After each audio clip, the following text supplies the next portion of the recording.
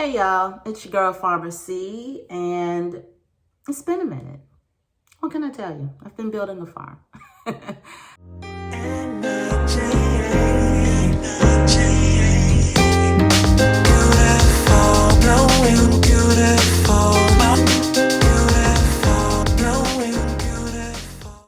This video today is on how I get prepped for government grants, right? How do I ensure that I am putting forth the most competitive proposal possible? Let me tell you something. As a farmer, you are in a unique group of for-profit entities. If you're a for-profit farmer, of course, if you're nonprofit, there are funding opportunities that you're eligible for as well. Probably more. Are there more? Yeah, because a lot of money related to farming goes into, capacity building, education, stuff like that, and it doesn't get in the actual pockets of farmers. And then that does get in the pockets of farmers goes to a majority demographic. So if you are a member of a systemically excluded group, these tips will help anybody. But I'm specifically creating this content for those of you that are members of systemically excluded groups. Like, you're my intended audience, and whoever else benefits, then good. I'm glad you benefit. Go buy some tea, support the cause. But for those of you who are systemically excluded, like myself as a Black woman, single Black woman farmer in the South, right? It is important to look at various resources for finding the necessary capital for your farm. Now, my perspective, my philosophy, my approach is based on my experiences. So that doesn't mean that someone else's journey is going to look exactly like mine. Actually, when it comes to building a farm in particular, everyone's journey is going to be unique to some extent. Some of us more than others. So when I'm sharing these viewpoints, understand that I'm not speaking as if I'm a be-all, end-all expert on farming. I'm not. I am a be-all, end-all expert on building green HEFFA farms. So in that regards, I share with you. When you're looking at grants are to be a part of your overall fundraising effort, right? You're going to look at what you can bring to the table. You're going to look at what you could possibly get from family and friends. You're going to look at maybe crowdfunding, crowdsourcing, something like that. You're going to look at grants.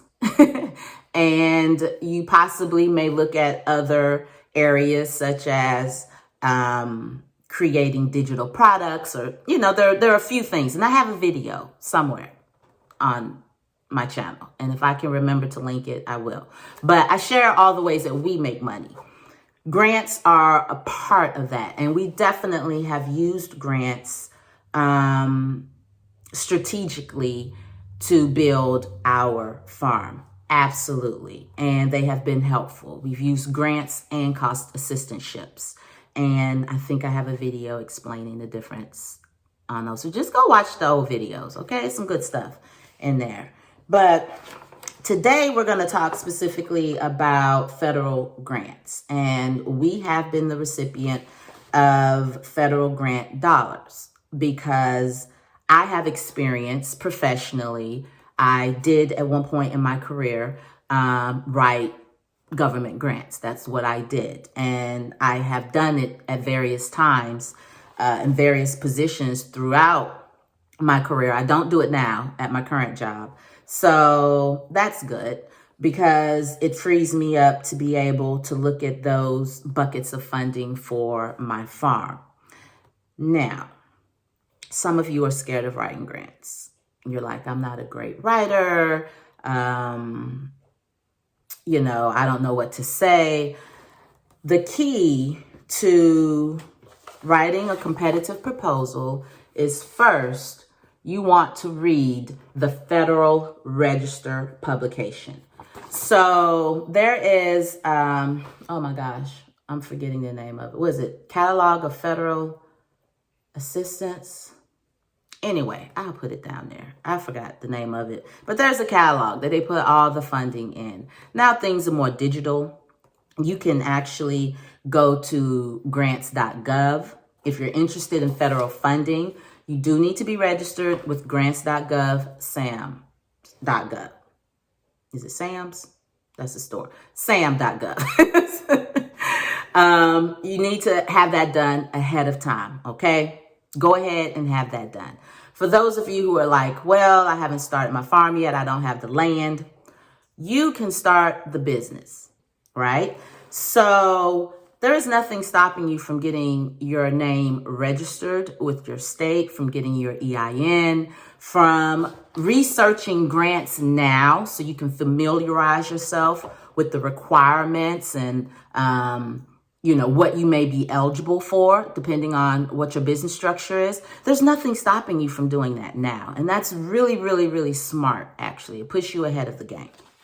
When I'm going to prepare, the first thing I'm going to do is read what was published in the Federal Register, because this is like the grant Bible, or that particular grant opportunity. This is what they go by, okay?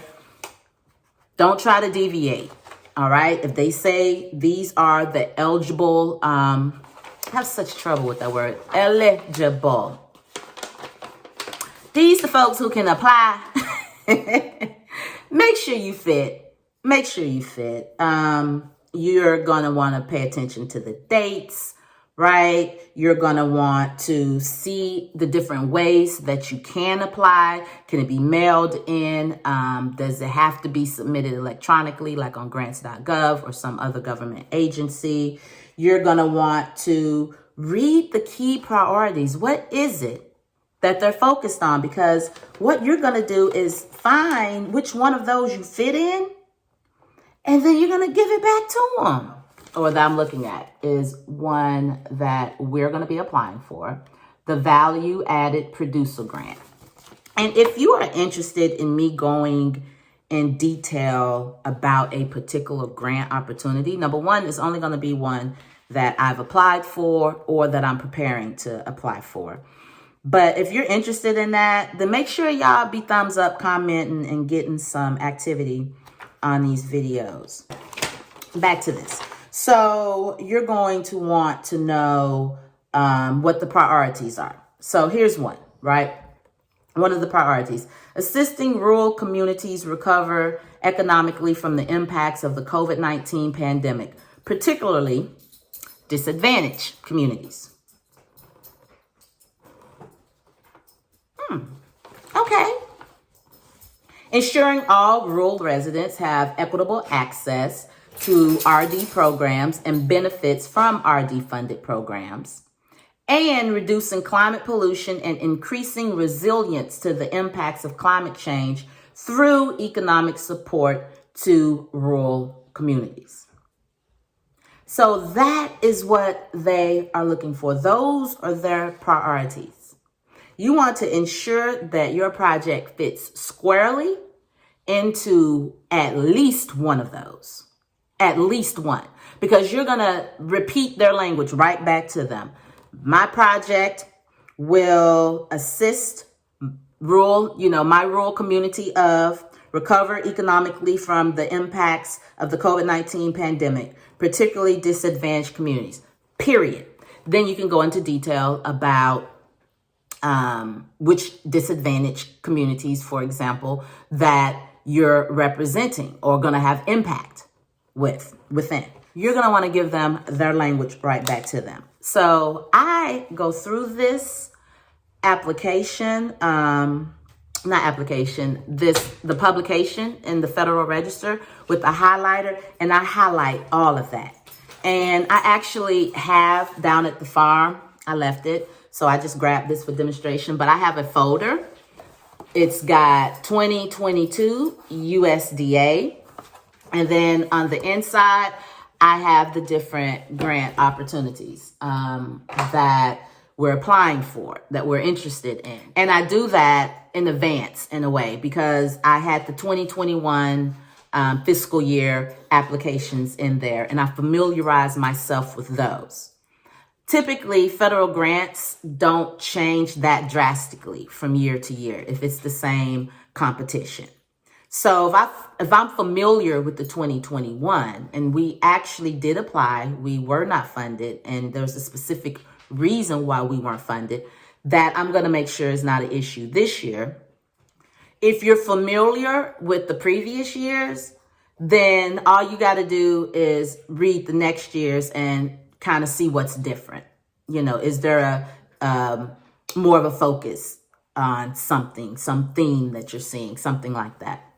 Now, one thing is I don't just look for random grants for farmers. I look for things that fit my actual needs, my actual strategic plan, my farm's priorities, right? Because I don't want to chase money. I don't want to try to fit in order to get some money. And that's not true to who we are and what we do. The solo scratching in the background. Sir, excuse me, sir. Do you need some help? You good? Come here, let me scratch you. Come on, let me help you out. You look like you had a little, excuse me, y'all. Let me help him out. Oh, okay. Oh, y'all, he had an itch. I feel you, boy. All right. You good? You happy? No, let me get this piece of paper. Oh, sheesh.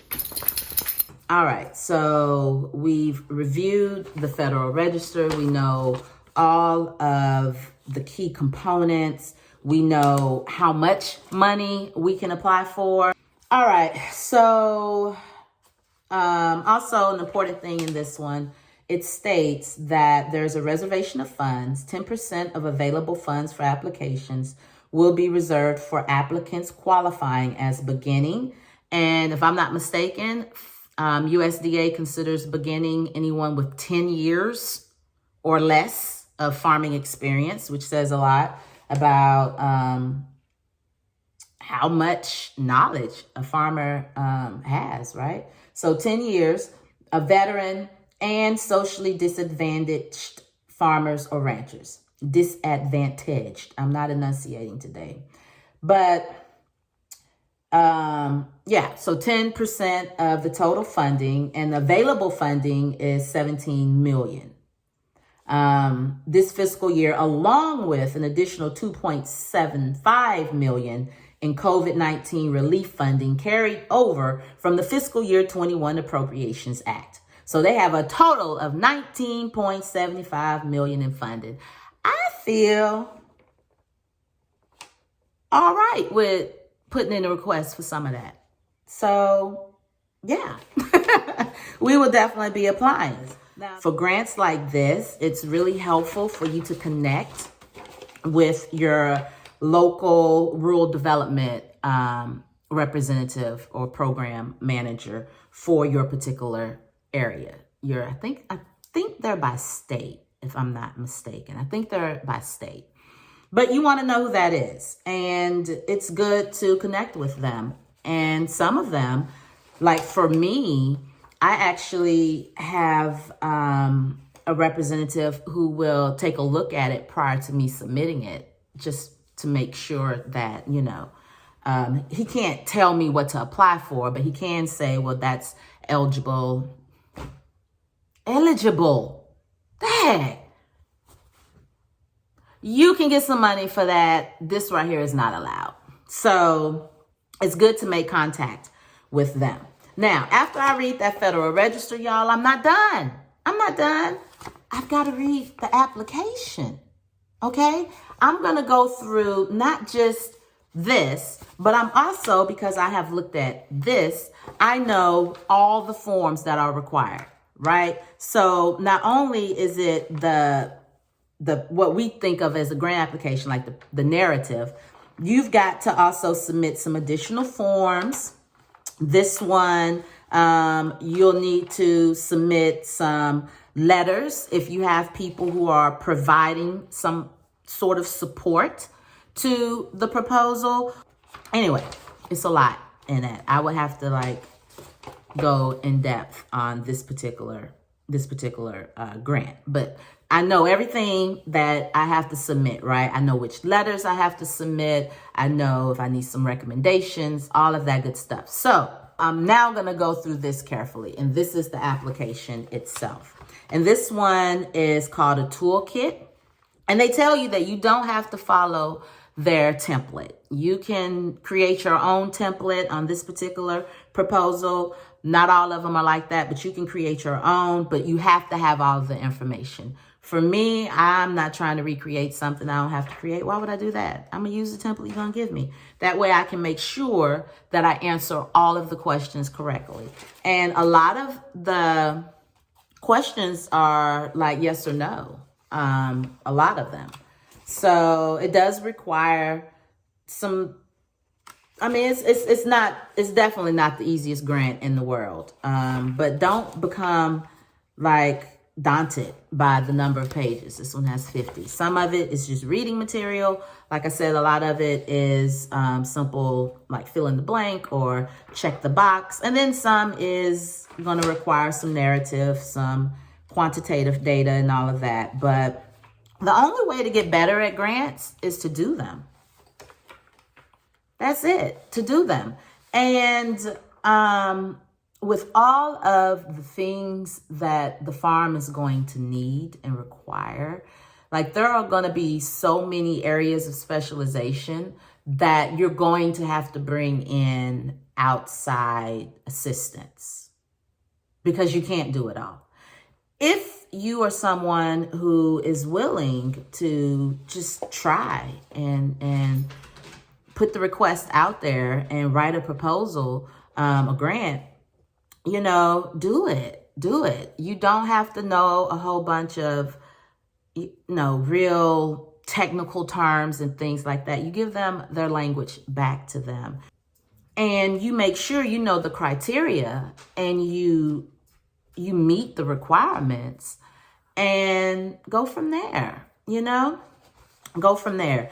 A few things I will say, like this particular opportunity, they definitely didn't expect the average farmer to be able to apply for this. Like this is quite clearly intended for a certain type of agricultural producer. Shake things up. Go in there. Put your name in the hat. You gotta tell me no. And then I like to know why, so I can turn it into a yes, which is what I plan to do this year. Now, another thing that I do, I don't wait until the last minute.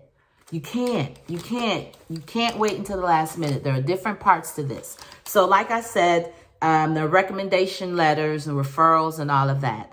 I am in the process of drafting those for the folks I want to submit one to me. It's easier if you give it to them and they can edit it and, you know, change it as they need to and give it back to you, as opposed to just asking someone to do it.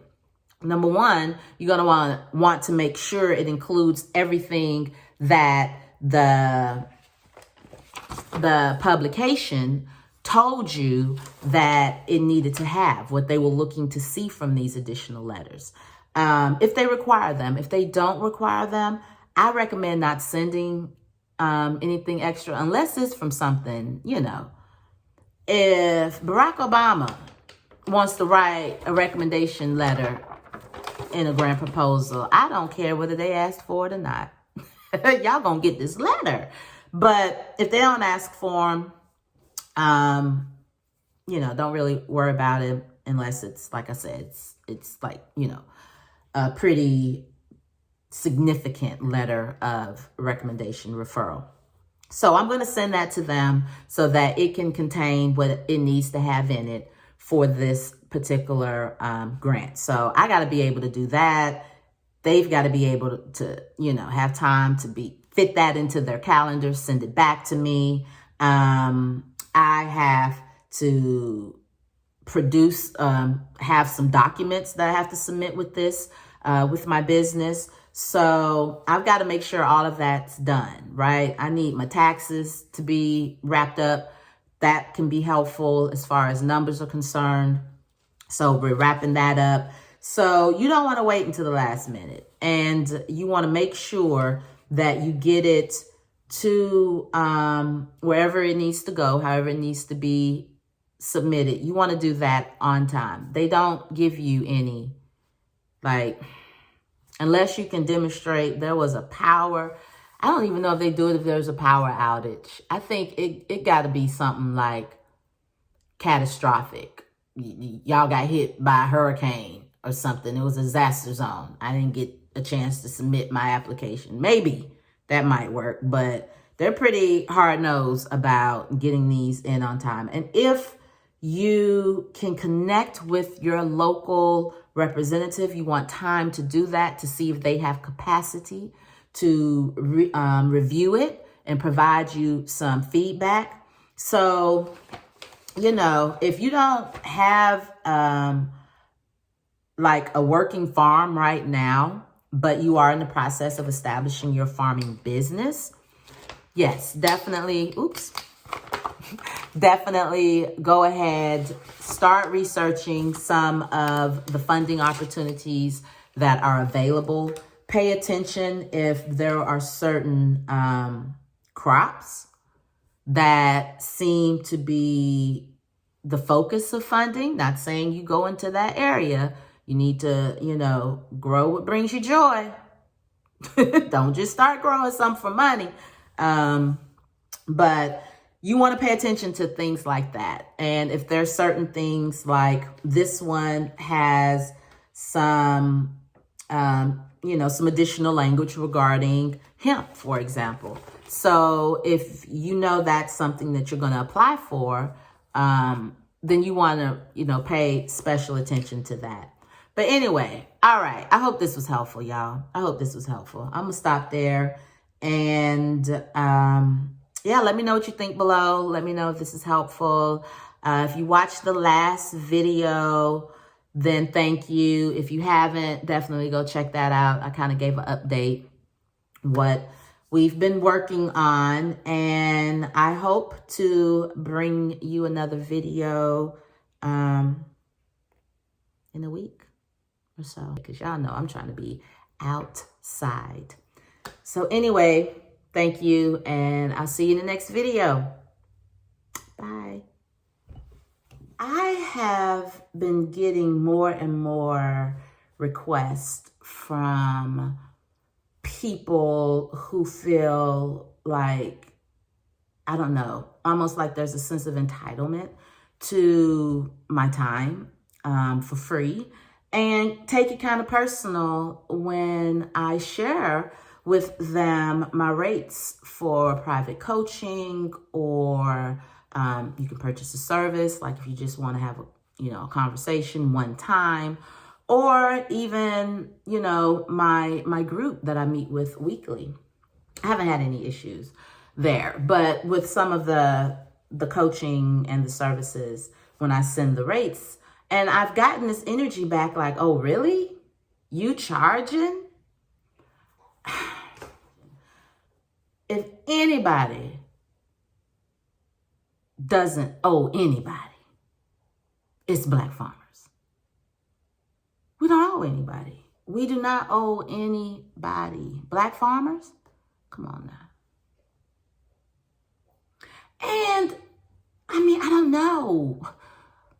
Shouldn't you want to support Black farmers?